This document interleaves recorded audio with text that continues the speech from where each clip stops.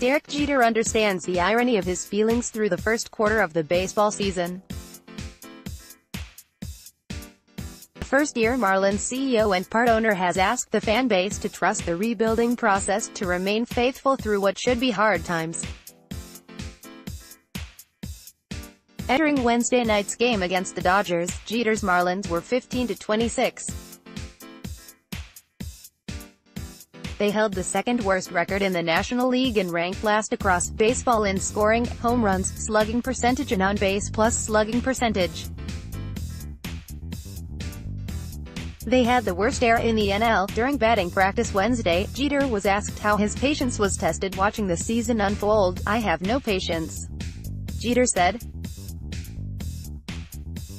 "I've been preaching patience, but I pay attention to all the little things. A lot of times, the little things are what win you games and, more importantly, the little things are what cost you some. We got to tighten some of those things up. But I also understand the fact that it's a long season. The Marlins are on pace for a 103-loss season, which would be the second-worst record in franchise history. The pace is not alarming nor shocking." In the off-season, the Marlins traded away 4 of their 5 most valuable players, according to Baseball Reference's calculation of wins above replacement. Giancarlo Stanton and his massive contract were shipped to the Yankees. Christian Yelich found a new home in Milwaukee. St. Louis acquired Marcell Ozuna and Seattle traded for D. Gordon. In return, the Marlins received a group of prospects meant to transform one of the worst farm systems in baseball. The Marlins have not had a winning season since 2009 and the team has not qualified for the playoffs since it won the World Series in 2003. "You understand that it's going to take time," Jeter said. "We're trying to fix something that's been broken. I've said it over and over again, it's a team that hasn't made it to the postseason since 2003. We have to fix that, but I also get the sense of urgency. Everyone always tries to ask me, how long will it take? As soon as possible." At one point in the last month, the Marlins won 4 consecutive series, sparking chatter that the team could potentially overachieve given the lowly external expectations. But the club has since lost 6 of the past 8 games going into Wednesday. Following Sunday afternoon's loss to the Braves, Marlins players held a closed-door, players-only meeting. "I heard about it, yeah," Jeter said. "But that's for the players. I've been a part of a lot of players-only meetings. That happens throughout the course of the season. There's some things you want to happen. You want players to police themselves. Police things that go on the field. We want them to police things that go on off the field. I'm happy anytime I hear something like that." The Marlins are generally an inexperienced team. Outfielders Brian Anderson and Lewis Brinson have never played a full season in the major leagues. Shortstop Miguel Rojas has never started an entire season, mostly dealt a reserve role in his previous 4 years. Starting pitchers Caleb Smith, Jarlin Garcia and Eliezer Hernandez entered this season with 2 total major league starts. Opening day starter Jose Urena has never anchored a pitching staff. "I think you get frustrated just like I'm pretty sure the guys in the clubhouse are frustrated," Jeter said. "You want them to be frustrated.